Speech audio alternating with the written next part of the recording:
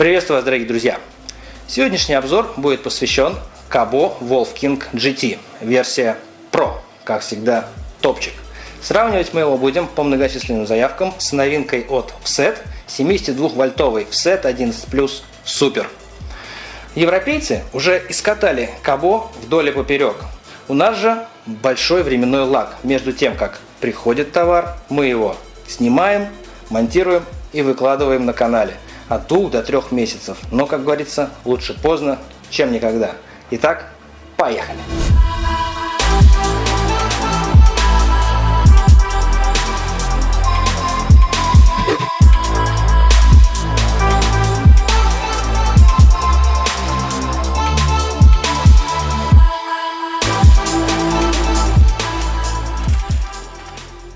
Итак, давайте сравним оба самоката по гидроизоляции, по компоновочке внутренней, что где расположено и как вообще это все выглядит. Так, контроллеры на Wolf King находятся вот здесь. Тут у нас распредблок, вся коммутация идет. Очень удобно, кстати, на обратной стороне крышки схема и все обозначения. Сами контроллеры находятся вот под этой площадкой. 2 контроллера там. На 50 ампер каждый. Фирменные контроллеры Kabo. Что у нас внутри деки? Мы возим, как всегда, топчик. Соответственно, это самая большая батарея комплектации. То есть есть на 32 ампер-часа и на 35. Это у нас на 35. Фирменная батарейка LG. Химия 21700. Занимает все пространство абсолютно. Сам таз выполнен достаточно четко. Вроде здесь швов никаких не видать. Резинки на входах всех внутрь таза здесь. Здесь у нас, ну-ка посмотрите поближе, как тут все запаяно, в принципе. Вот снаружи тоже крышка вся заделана. Ну, то есть шансов попасть сюда у воды минимально. Все достаточно четко. Вскрываем деку. Дека, кстати, покрыта такой резинкой. Очень приятный на ощупь. Это прям вот коврик антискользящий. Очень удобно. В отличие от наждачки, можно легко помыть и не вытирается она. То есть здесь амортизация совершенно другая, скажем так. Так, внутри, как всегда у нас, как и в предыдущих всех моделях, да, у них гнезда зарядки сверху идут. Не очень практично, лучше, конечно, сбоку. Потому что можно и зацепить, и вода фронтально заливаться может. Хотя она полностью загидроизолировано, вот внутри здесь все залито отлично. Батареи 35 ампер-часов 72 вольта LG фирменная. Батареи бывают и меньше, но мы будем продавать исключительно вот эту комплектацию топчик. Контроллер. Все, как всегда, максимально здесь проложено, изолировано, все провода спрятаны. Контроллер написано 43-51 ампера. В режиме спорт кратковременно 51 ампер. Соответственно, на каждый мотор у нас приходится по 50 ампер, и чисто по математике, без тепловых потерь, там вот в теории у нас получается полный привод 8400 ватт. Так, по гидре все понятно, изоляция на высшем уровне, как говорится. Ну, если хотите, можете дополнительно по периметру пройтись. Сам таз без швов, затекать здесь ничего не должно. Оплетки крепкие, везде хомуты, резиночки, пружинки, прям все сделано, как всегда, на высшем уровне. Итак, едем дальше. Подвесочка. Итак, сзади у нас 2 гидравлических амортизатора, на них нет никакого лейбла. FSET, как и на большинстве запчастей, ставит там свой логотип. Размер у них 190 мм, ход около 60, 55-60 мм, в зависимости, конечно же, от веса и от того, насколько жесткую пружину вы поставите. Задние амортизаторы на Wolf King в 2 раза короче, чем на FSET. Жесткость заводских пружин одинаковая, но ход подвески, естественно, меньше. Отдельно стоит отметить, что задние амортизаторы на Wolf King скрыты от грязи резиновой заглушкой. Само собой, это увеличивает срок службы амортизаторов. Такое достаточно простое решение крайне редко встречается, независимо от цены электросамоката. Даже на предыдущей модели Kabo Wolf Warrior такого решения не было. Спереди у нас что-то типа мотоподвески. Здесь установлены пыльники. Грязь туда пыль и прочие вещи будут попадать по минимуму. К сожалению, на Кабо спереди производитель не предусмотрел пыльников. Их можно только дополнительно установить в сервисном центре. Толщина перьев передней вилки одинаковая на обоих самокатах. На Кабо они длиннее, но жестче, а на Offset перья короче, но при этом ход мягче. И ход у нее около 35 миллиметров. Но опять же все зависит от веса райдера. Давайте посмотрим вживую.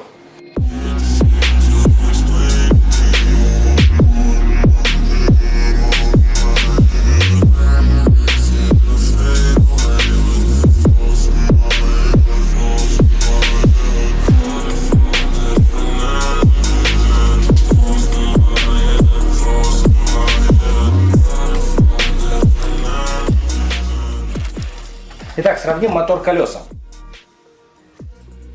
Моторы по номинальной мощности одинаковые, что на Offset, что на Кабо. 2 киловатта. Магниты 65 миллиметров и там, и там. Оба мотора с датчиками холла. Пиковая мощность каждого мотора 4200 Вт. В режиме полного привода получается 8400 Вт. Это оптимальная мощность, при которой они работают в максимальном КПД и не перегреваются. Оба самоката набирают максимальную скорость более 100 км в час за считанные секунды. Основной его конкурент, на наш взгляд, это либо Dualtron Thunder 2, либо Blade Z. С этими, кстати, самокатами как раз и будем с вами сравнивать его на короткую 100-метровочку. Тормозная система. Значит, так же как и на Offset, здесь 160 роторы. На калиперах Кабо пишет свой бренд. На ручках тоже, но, честно говоря, это обычный зум. Просто с логотипом Кабо или с логотипом Offset. Собственно говоря, чтобы данная система работала лучше, мы рекомендуем ставить сюда более качественные тормозные диски. Если это 160, то хотя бы вот что-то такого типа. Ну, либо 140-е, но с вентиляцией, с теплоотведением, с радиаторами. Тогда тормозной путь у вас будет поменьше. Так, посмотрим тормоза на Offset. На 11 стоят уже тормоза NOT. Такие же стоят на Dualtron X и на такие большие массивные мощные модели. Колодки здесь уже идут с радиаторами, с охлаждением. И, скажем так, это уже на ступень выше по качеству и по стоимости тормоза. Освещение.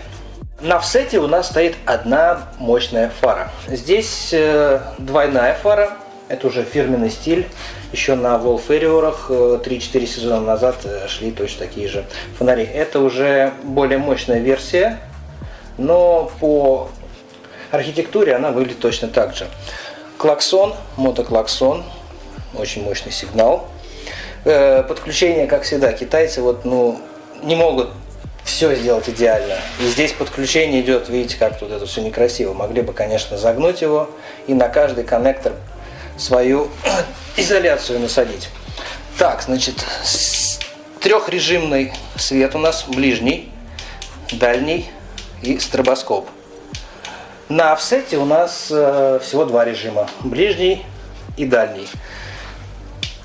Подсветка, соответственно, фирменная вдоль деки идет с двух сторон.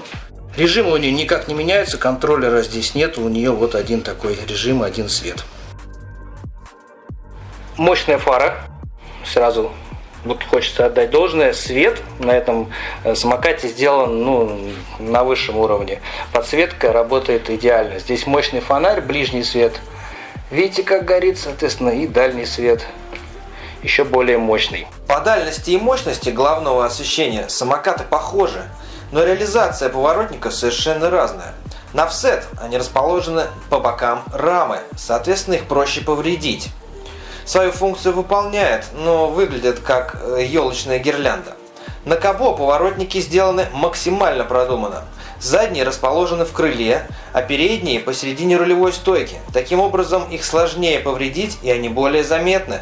Вот габариты и вот такая еще мигающая подсветка. Режим этой подсветки опять же можно менять. Лучше всего произвести дополнительные работы и установить сюда определенный контроллер для подсветки, который будет взаимодействовать через мобильное приложение с телефоном. Ранее мы уже показывали подобные работы в нашем сервисе, поэтому здесь тоже можно произвести небольшую манипуляцию и с мобильного телефона можете потом управлять подсветочкой.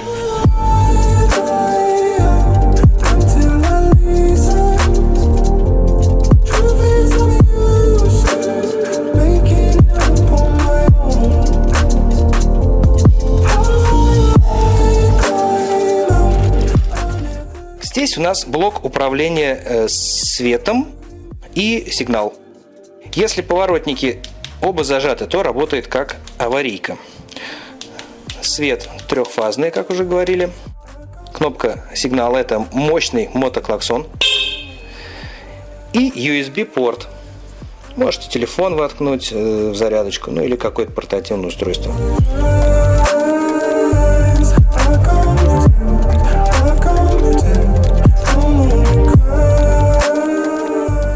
Такая фирменная кабошная графика.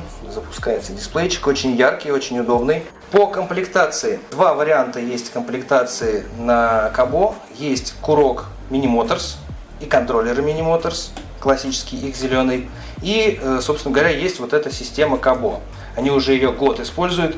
Мы будем продавать именно вот такую комплектацию, потому что она гораздо удобнее и в управлении по курку газа, и по дисплею. Помимо всего прочего, здесь огромное количество информации, которой нету на Mini Motors. Обратите внимание, здесь у нас есть возможность даже посмотреть температуру контроллеров. Передний мотор, задний мотор. То есть, видите, два датчика температуры. Уровень заряда, конечно же, токи. Ну и классические дальше уже показатели. Общий пробег, текущий пробег, максимальная скорость, средняя и так далее. Очень много всего. Помимо этого можно и рекуперацию настраивать. Сам по себе дисплей гораздо более яркий и информативный, нежели на кабо, который покупается с Mini Motors. Или тот же офсет. Классический дисплей на офсет, он менее информативный. Зеркала заднего вида. Удобные грипсы прорезиненные со встроенными поворотниками. Блок управления моторами. Спорт-режим выдает нам максимальные кратковременные токи. Задний привод и полный привод. И мото-клаксон.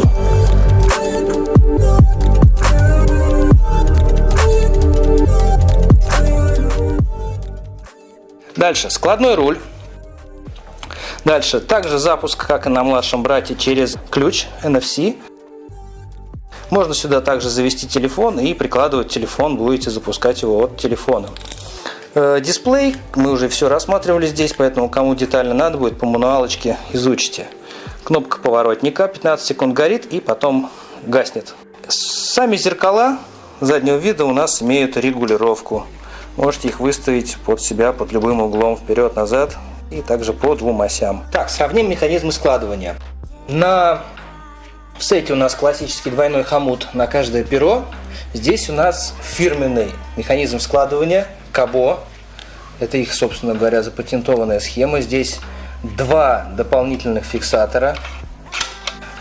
Безлюфтовый механизм, конечно, после 5000 километров надо будет и втулки поменять и так далее, но изначально механизм очень тяжелый и пока разрабатывается, вообще он очень идеально работает.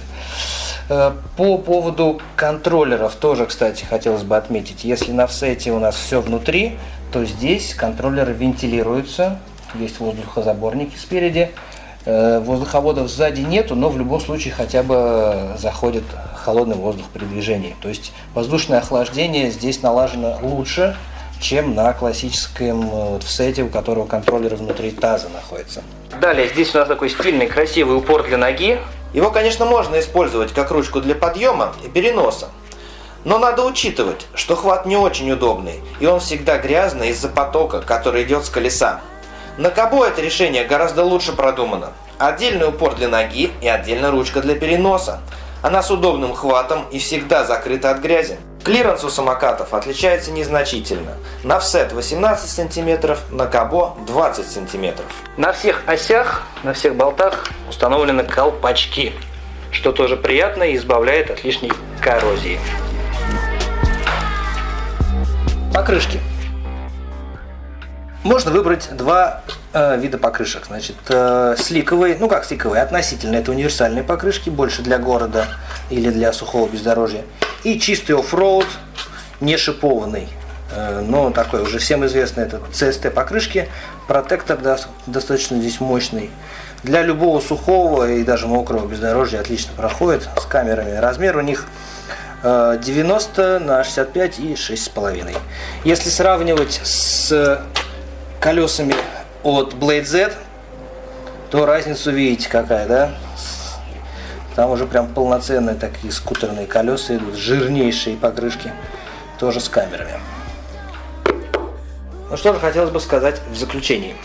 В этом выпуске из-за погодных условий, в Москве пока еще зима и снега и холода, особо не погоняешь, но в ближайшем времени нас ждет замер скорости, ну и сравнение. Основным конкурентом, как мы уже говорили, будет Thunder 2 и Blade Z. Думаем, что кого покажет себя очень достойно.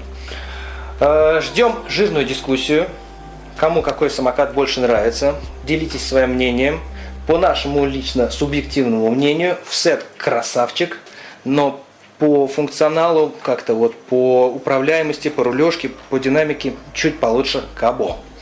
Пишите, пальцы вверх и до скорой встречи. Пока!